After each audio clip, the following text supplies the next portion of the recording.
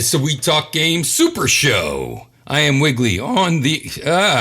I'm going... Time to change. It's time to rearrange.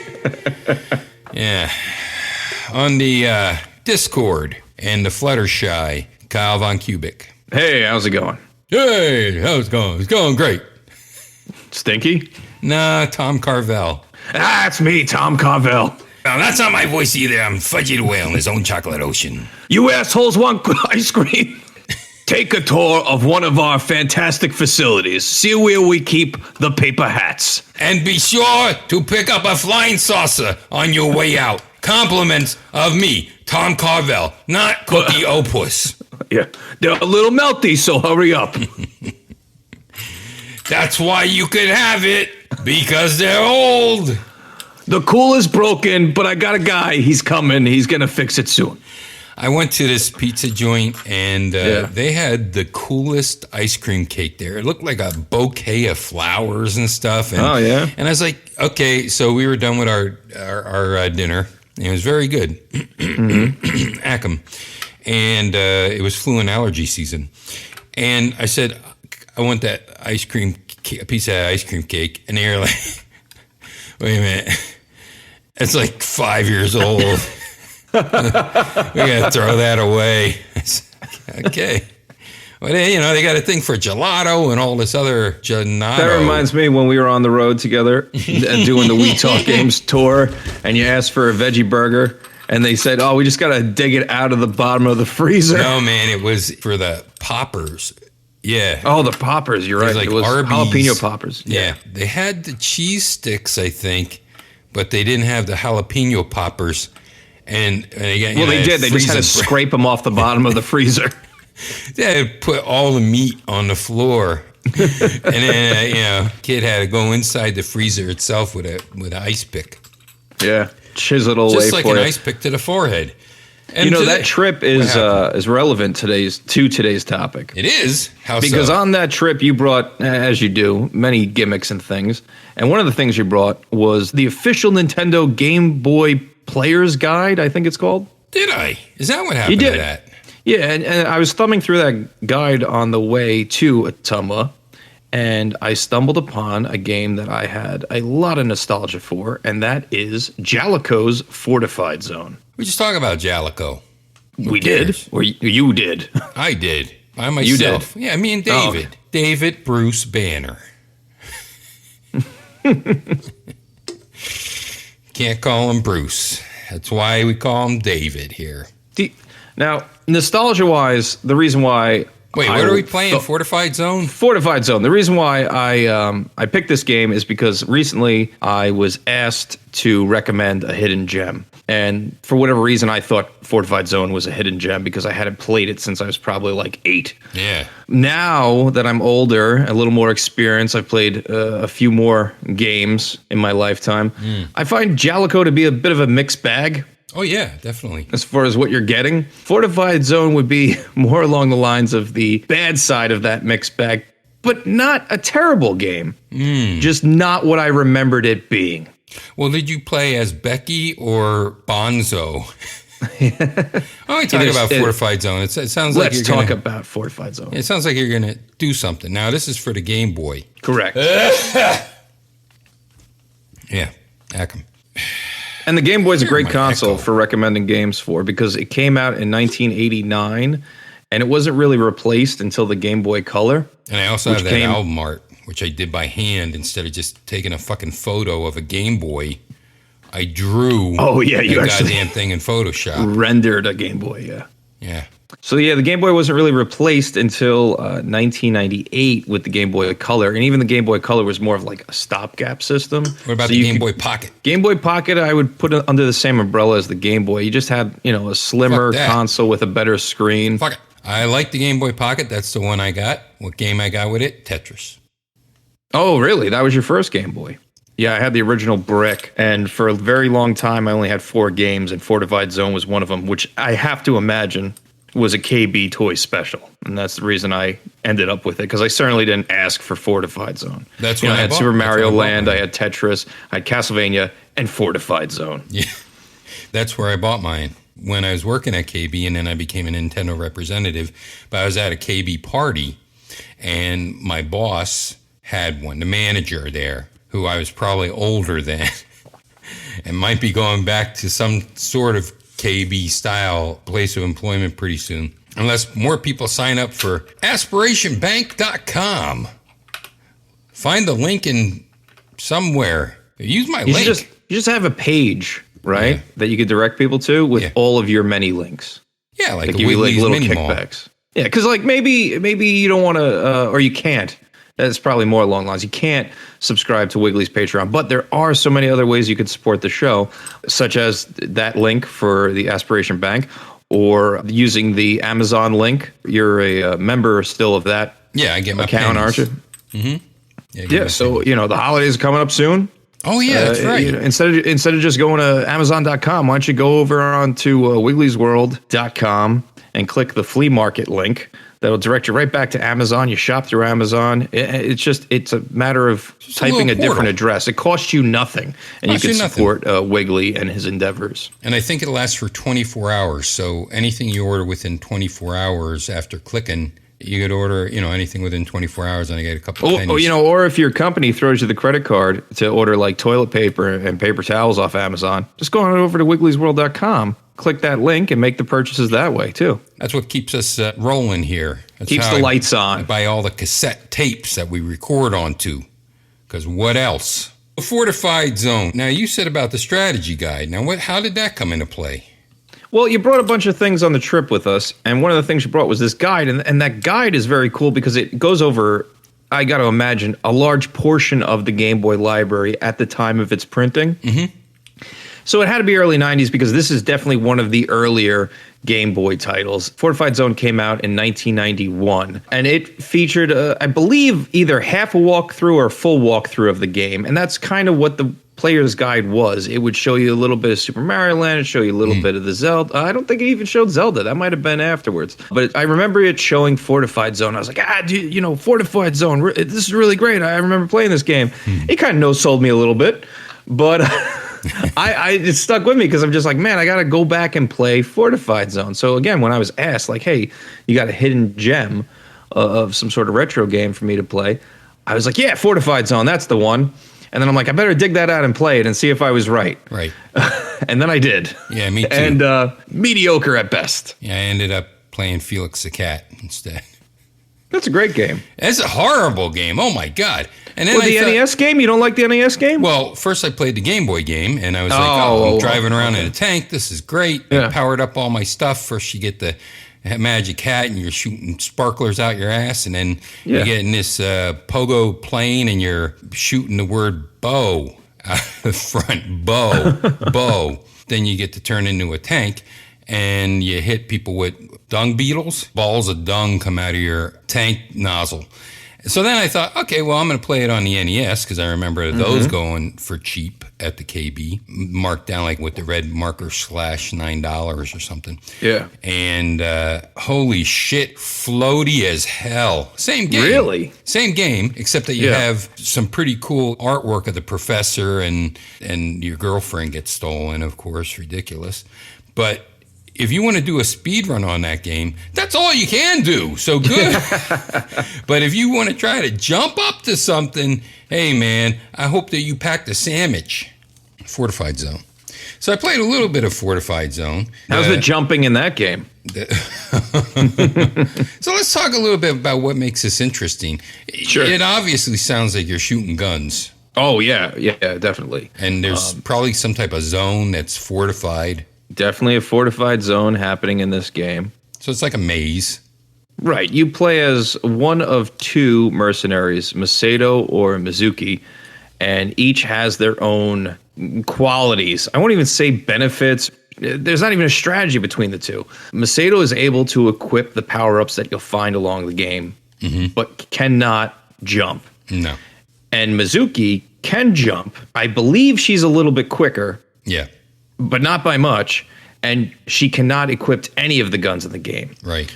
Which makes her pretty much useless for most of the game. You use, at least with the way I played the game, You use her as a little bit of a human shield to protect Macedo, and you keep giving your health power-ups to Macedo until he's maxed out. You give him weapons that you find along the way once you learn what weapons are good. When you get up to the boss, you swap out. You switch out these people. You don't play them both at the same time.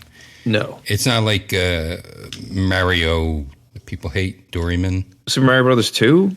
Maybe. Well, that you switch out characters as well. Like you can be but Toad you don't or do Luigi. that here. It's not like you're in a row. You pause and then you switch between Switch the out, dude right. or the Unless one gal. of the two characters dies, then Which you they will. Yeah, they will, because this game, these sprites, they're here's the thing about this game. Sorry to restart the sentence, but Fortified Zone's parts are greater than the sum of its whole. I think that's the best description I can give this game, where it has a lot of good ideas. They just don't come together very well. I think that is absolutely not how you say that. Did I fuck up? Did I really love fuck it, up? Though. Well, fool you once. Shame on. Won't get Look, we're not fooled clowning again. around no more, okay? No more. Like, the ideas behind this game are interesting, but the execution, again, not terrible. Definitely have played worse games on the Game Boy, but not good either. Very unremarkable. I like the idea of having two different characters. I like the idea of doing the switch between them as you need them. It's just that the stages don't justify that switch. And I found myself playing more as Macedo only because you really need to have hit like that tank to get through the game. Let's talk a little bit about the setup of it, though. It's like a dungeon crawler. It's a maze that Top you down. get to choose which direction, left, right, up, or down, you want to go. And you're trying to get to the end of each of these zones. And you see a little map of the places you've been and where you think you got to get to. But sometimes you can't get there from here. And then sometimes you're just falling down on nothing. And then machine guns hit you. Right. Or a Jeep. Or a fucking dragon for some reason. Or aliens. The game operates very much like The Legend of Zelda, the original 1986 title on the NES or Famicom, when you're in the dungeon portions of that game. So it is, like you said, a bit of a maze, and you have to unlock doors, very similar to the dungeons you'd find in Zelda. You have to find a key or hit a button to progress. It's not always intuitive where you're supposed to go, especially in the later stages where there might be hidden walls or, dropping down to different rooms that you need to access only by dropping down a pit. The game also reminds me a lot of the original Metal Gear for the Nintendo. Not so much in the sense of the stealth mechanic, but in the wandering around screen to screen and having the military motif or theme. Right. When all those missiles start coming down at you, are you just dead when that happens? Or I can't remember ever being able to get past when all those missiles just start coming down from the top at you.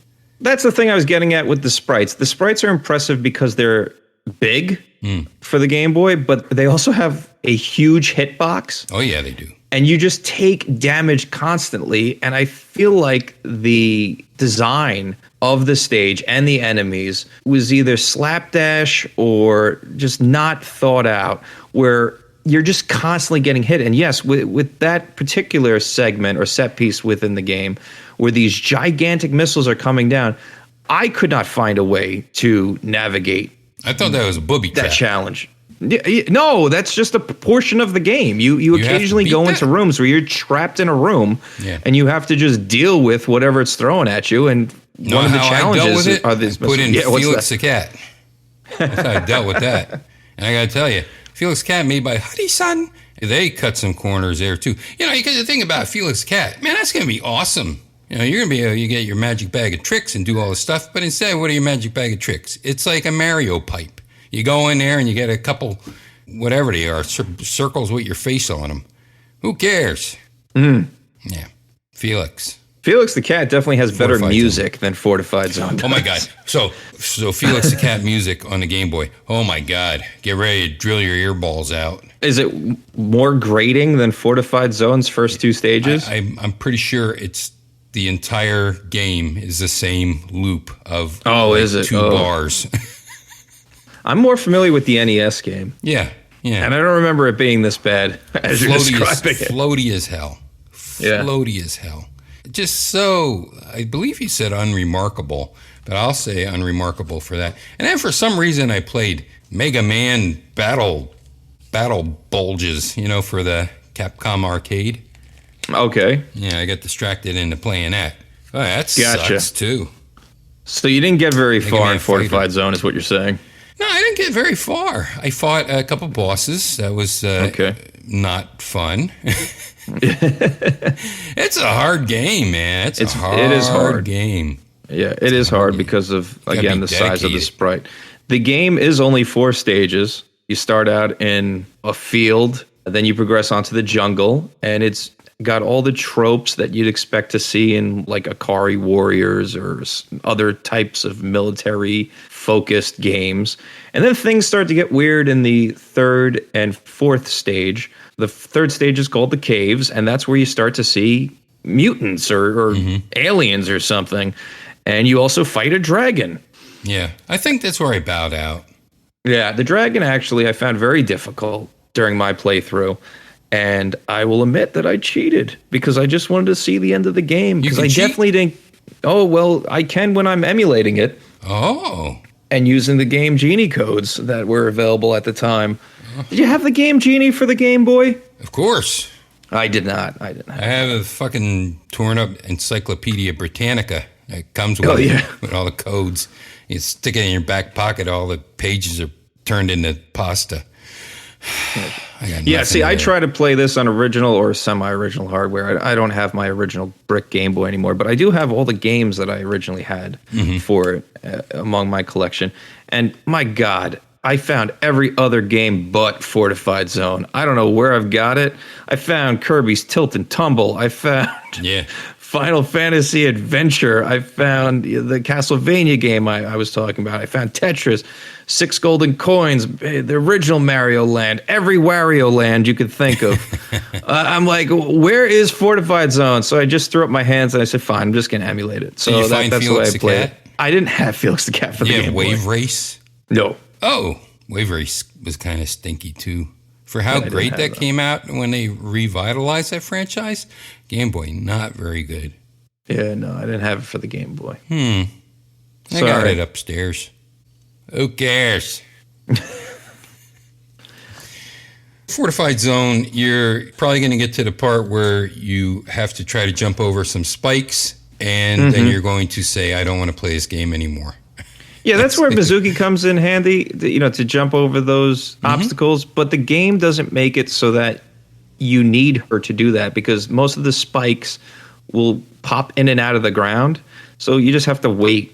Well, the first set, though, they're set and set. And when you try to jump over them with Mizuki's, she ends up running into them and passing out. Yeah, this goes back to the bad hitbox on them. I was able to, I guess, muscle memory, remember how to jump over them with Mizuki without any issue. Not to say I didn't take a hit a couple times, because I did. It's a frustrating game. I want to say that the game knows when to end, or either that, or they were just like, yeah, force enough. No one's ever going to see the end of this. Like it doesn't hang around too much longer past the point where I needed to start cheating. You only have a few bosses. I will say the music in the boss stages, probably some of my favorite Game Boy music. But the bosses, again, pretty remarkable. You fight like a giant tank and this fortress with cannons. The dragon's pretty interesting. But like when you're fighting just a giant, going back to Metal Gear, it's like a giant mech or assault vehicle or something. It's not really all that interesting. The pickups are a nice addition. I found the flamethrower to cause glitches in the game when you're using it. And I'm told that happens both on emulation, officially through Nintendo on the 3DS, as well as the cartridge. So there's a little bit of a programming hiccup there with the flamethrower. And the box art is another winner. I don't mind the box art so much. Again, certainly seen worse. Oh, yeah. Any TurboGrafx game. Sure. You get a chain gun, a 3-way gun, a rocket launcher, hand grenade. Again, all standard tropes you'd expect. I do like the system with the health packs where you keep building upon your existing health to a certain point where you can actually max it out. Yeah. Or if you are fully healed and you have a character down, like if Masato is down, but you're operating with Mizuki, and Mizuki picks up a health pack, but she's already maxed out, then that health pack will go back to Masato, and you can heal up characters that way. Once you lose half your team, it's very difficult. It's plotting. The game is always plotting. You move slowly, you navigate the stages slowly, you fight slowly, and it's not what I remembered playing, but it's also because at the time, back in 1991, like this was the closest thing you were going to get to Metal Gear portably, which is the same reason why growing up, I really enjoyed Castlevania The Adventure. Going back now, I don't want to play that game ever again. But at the time, it was Castlevania, technically in my pocket, technically portable. Yeah. So I really enjoyed it at the time. And I just think that, especially very early Game Boy games, but Game Boy games within the early 90s, they just don't hold up. There's exceptions to that, of course, but there's a lot others where, these third-party companies were just putting crap out to put crap out. Oh, yeah. They didn't understand the hardware to its fullest capability, and they thought that this was basically an interchangeable Game & Watch. A lot of the early games really did feel like just sort of reimagined Game & Watch games. It wasn't until later with like Link's Awakening that it's like, oh, well, there can be a full-fledged game on here, or the Wario Land series, or Kid Dracula. They thought it was like the Milton Bradley Microvision. Yeah, exactly. That was a great system. Does anybody remember that? Did you have one? The Microvision? I had one. No. It was a bunch of blocks and a bunch of pixel blocks like the Game & Watch. Not really, except this was just made out of blocks. But you put different overlays on them, and you can have, you had like a Pong wheel on it. Yeah. Or you could have some games that only had buttons. And it was very, very interesting. They're hard to get now, and they're very expensive. I no longer have mine because it's hard to find one that works, number one. So mine worked. And what about the Wataru Supervision? Oh, boy. You still got that? Yeah, I got two of them. Because remember, they have the comm link. Yeah. I'm going to play against somebody. People don't know this about me. I used to buy two of every system just in case they came out with some type of comm link to. Well, you have two links as well, right? I have two links, and they work together. And those versus games are awesome, especially Rampart. I have no experience with this, but you could link two Game Boys together and two game packs and play Fortified Zone 2-player, with one player being Mizuki and the other player being Masato. Oh my! So it really sucked to be player 2 on that. Wow. On that team up. But yeah, that's pretty interesting, right? Yeah, I'd love to see how that worked. Well, if I ever find my cartridge, maybe we could try it sometime. All right. Felix the Cat. I guess we'll never try that. You know what else one. I played? Capcom's in 1944. Now, I know you know 1941. People know 1942. Some people know 1943. Some people know 19XX. Super Kai? 19XX. But not a lot of people know 1944. Wasn't very good looking. 1944, but it was 1942 is where they started. Then 41 is the awesome one that you can go bouncing off the walls of the caverns and stuff and flip-flopping around. Okay. 1944 was, I think, subtitled, Rise of the Loopers or something, because you would do that crazy loop-de-loop in the air when you let your bombs go off. But it was sort of at this time where they were trying to do the rendered CG graphics, but it wasn't even there yet. I don't even know what year it came out. I just know it looks a little muddy. I never played it before, and it's got a lot of interesting game mechanics to it, but very, very difficult. And what year did it come out? I don't know. I think it came out in 1944.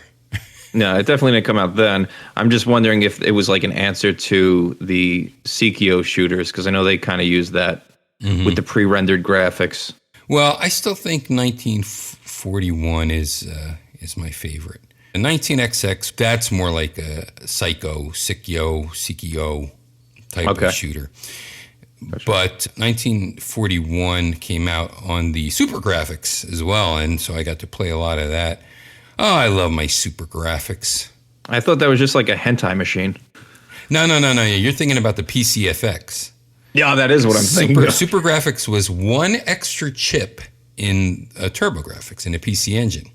So they put one extra chip in there, and what a difference it made. I mean, that thing could have competed much longer against the Super Famicom if they just would have added that chip to the Duo. It could have beat the Genesis, I think, or at least went head-to-head with it, because by the time they brought out the Turbo Duo here, it was late in the lifespan of that system.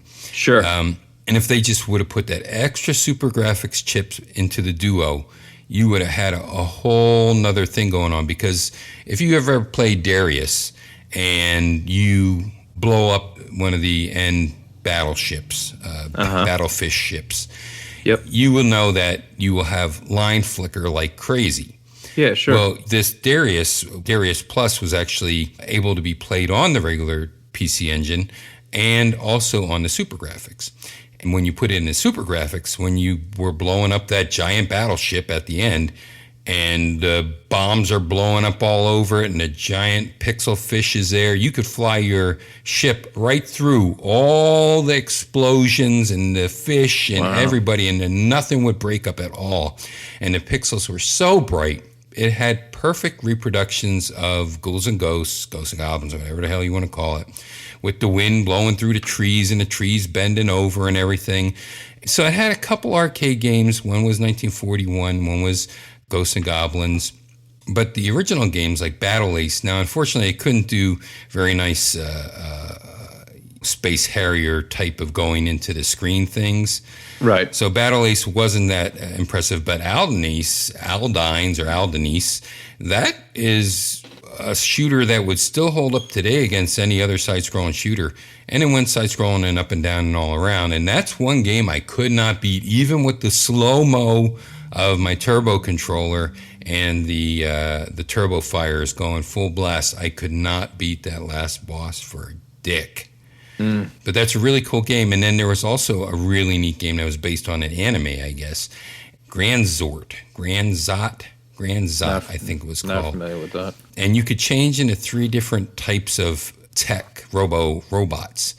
And one was very good, like Red, he was very good, he was very strong. Another one could leap really well and float in the air and had bow and arrow.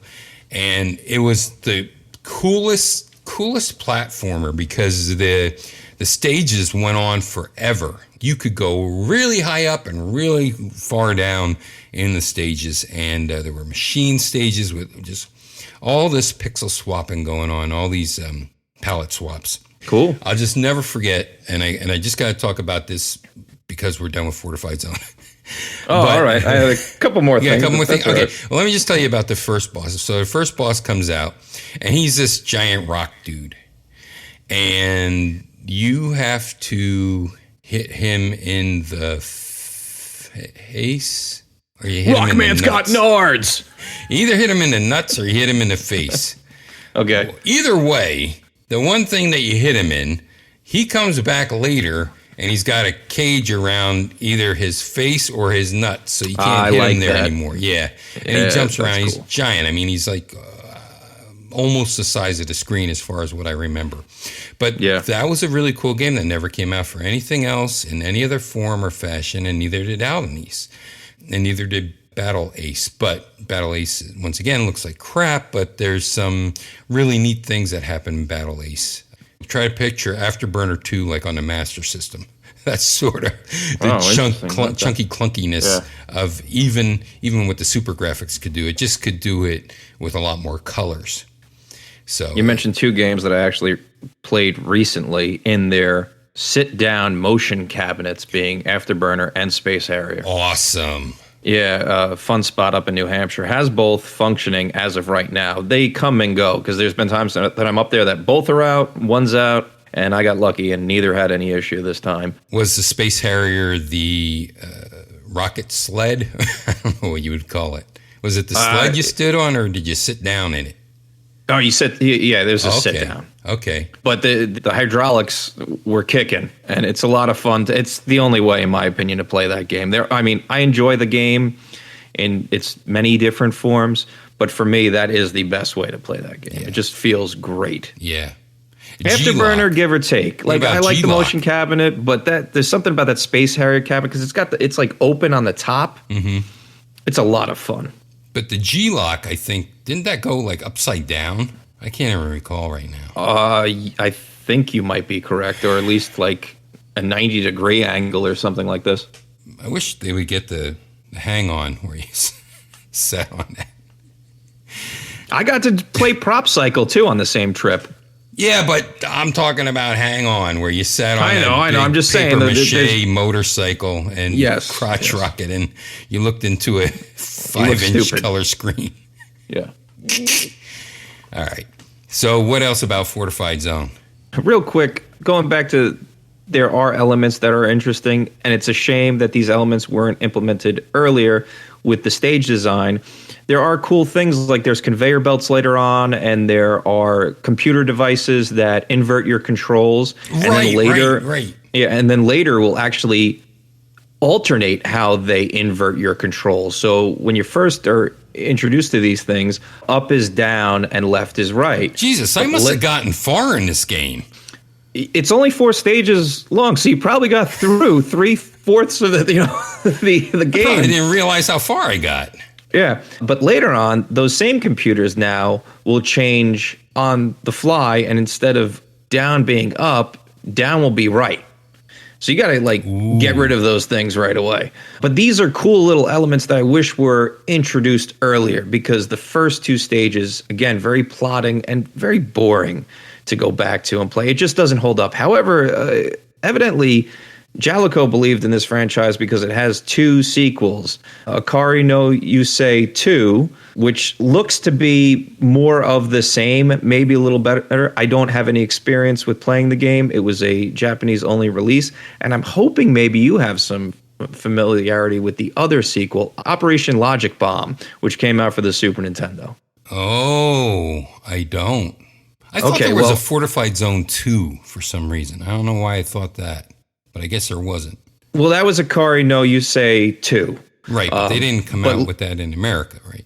No, Operation Logic Bomb shares the same name in Japan as the original Game Boy sequel, which is Akari no Yusei 2, but is not a remake of that Game Boy game. But I'm interested in Operation Logic Bomb because people familiar with the show will know that I'm a big fan of True Lies for the Super Nintendo. Yeah. And what screenshots and video that I've seen up until this recording, it reminds me very much of that game with the top-down sort of isometric view while navigating through stages and shooting things. So I don't know. I'm going to give it a look. And if I think it's worth anything, I'll reach out to you and maybe we can review that on a future episode. And if not, we can review the Fireman game. You ever play Fireman with the kids in the neighborhood? You pretend that somebody is a house on fire and then you piss on them. Oh, gosh. Remember, I'm a little bit older than you, so those things were considered okay. You know, your perverted uncle? Ha, ha, ha, that's just funny. That's not child abuse. That's just comedy. Times have changed. I'm sorry, Gen X. I don't know what to tell you. You know what I'd rather play? Felix the Cat? No. Anki, one of my favorite robot companies. They filed for bankruptcy. I guess they went bankrupt last 2017. They still had copyrights on things in 2018. But I don't see any new copyrights for 2019, and I'm very, very worried because their robots, and especially the thing that I love the best and wanted to really talk about when you wanted to talk about, I don't know, some type of Super Nintendo game or something, I was going to talk about the Anki Overdrive and the Overdrive Fast and Furious edition. Okay. These things are still full price. These are race tracks that have 4 tracks, four lanes, I should say. But they're just flat pieces of very durable plastic. and they're Magna-Lock. So you don't have to worry about snapping things together and then breaking the snaps off and anything like this. And they're pretty large because the cars themselves are at least 4 inches long or more and at least 2 inches thick. There's 9 cars and 3 super trucks. It's the first slot car minus the slots game that I've ever played where the jump actually works. Now, the super trucks can't take the jump. Did you get this recently? Because I feel like you talked about this before. I got it 2 years ago. Yeah. Yeah, I think we talked about this only a few episodes ago, but that was many months ago. Yeah, that happened. But since they're out of business, I'm, very worried about these things. So I dug it out again, make sure that it could work on older iPods and iPads and things like that, old iPhones and stuff, trying to scrape together these things so that see if it could still work so I could still play them when they no longer can support these things, because that's the only way you could control these cars with a device. Right. And it does work on the Androids too, but you still need to get the application. The really cool things about these is that you build up points and then you can upgrade your cars and do all different types of things with money. But now some of the batteries are starting to go on these guys where you can only do maybe 3 races and then it's like, this car is getting ready to battery be dead. And all of a sudden lost connection. Guess what your only option is? Quit. So you could be in the middle of doing like a 25 lap race against a real dick computer controlled player. And you could be on lap 24 and lost connection, and then your only option is quit. And then you say, God damn it. But there's special little skills that you could do that could give you extra money. And you look at them, and what they do is you lay out the track in a different way, like the needle dick track. I know that was one I did today. And then you got like 3,000 points instead of just like 10 points for doing another type of task. Cool. So that's what I like. I want to bring the next stage of gaming where maybe we talked about this offline or maybe we did do a show about it. I don't really remember. I know that I want you to play 2 things. One is the 3D glasses for the Master System and those games. Yeah, and then we haven't talked about that on the show. Yeah, I wanted to bring up the Anki Overdrive. I like the Anki Overdrive. Well, it's interesting because mixing the digital with the physical is always cool. It's something that we touch on all the time when we discuss the history of arcades and how EM machines influenced arcade games and how when in the 90s when arcades were trying to reinvent themselves because of the competition from the home console, they implemented even more gimmicks and specialized controls. What's also interesting about what you're saying is you hear now a lot of people get upset because of their digital downloads and their virtual consoles being taken offline, and they're like, well, I spent money on this, I thought I owned this, but it's like, well, you actually just owned a license. Mm-hmm. It's interesting to see how that is also affecting toys. Yeah. Where it's like, this company's going out of business. It's like, well, yeah, but I still own the toy. Oh, yeah, but that's a specialized battery and it's a specialized app, and I'm sorry, but you can look at it on a shelf, but you're not going to be able to play it to its fullest anymore. Yeah. Which that kind of sucks. Yeah. It took me a long time to wait for sales and then scoop them up, do a really low bid on eBay to get all 9 cars. I have all 9 cars, including the Fast and Furious set. And I get to play as Mr. Paul Fast Walker and Mr. Furious and Triple X and Gobbledyglope and Maggie Q. Vin Diesel. I wish Maggie Q was in there. Wow, then I would really play it. Use my knob to... Okay. That's enough. All right, everybody. Well, that's enough of this show. Yeah. I like it. Fortified Zone. Fortified Zone got us talking. That's for sure. Yeah. About Felix the cat. Felix the cat. Tom Carvel. Just eat the fucking ice cream. It's so sad that the only thing now left at Carvel is you could either get the cheapskate $8 mini ice cream cake for your kid, or you could get the regular size Hello Kitty one for $20. So what you gonna get? The little $8 mini cupcake size one? Yeah. Be a cheapskate? Thanks for the birthday, Dad. You're not my real dad. Only has enough room for a candle. Yes, exactly.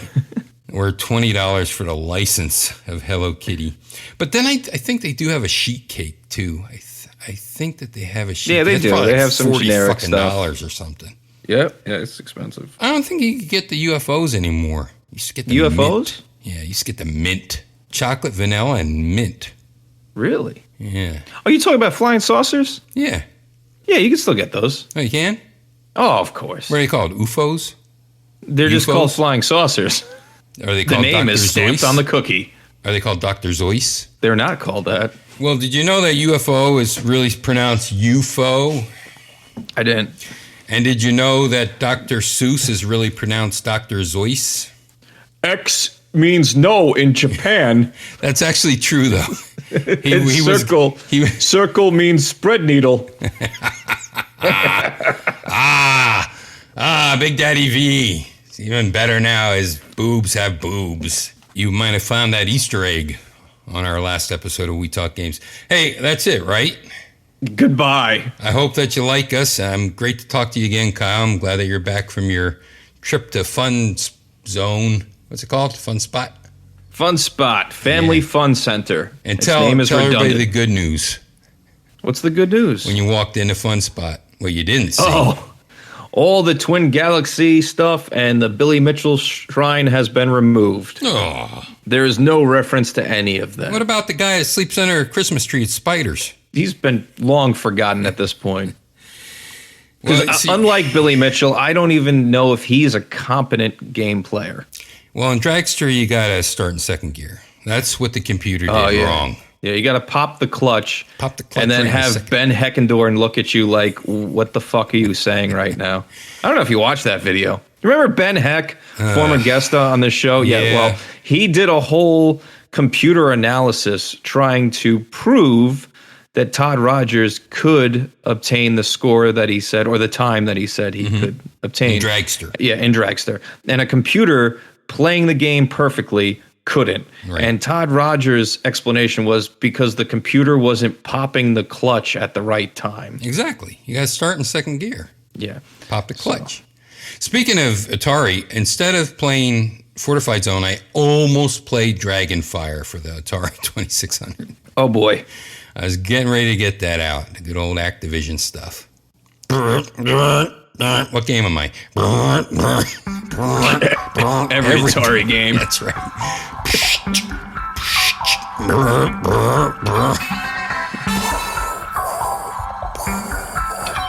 Hope that you like us. Bye-bye.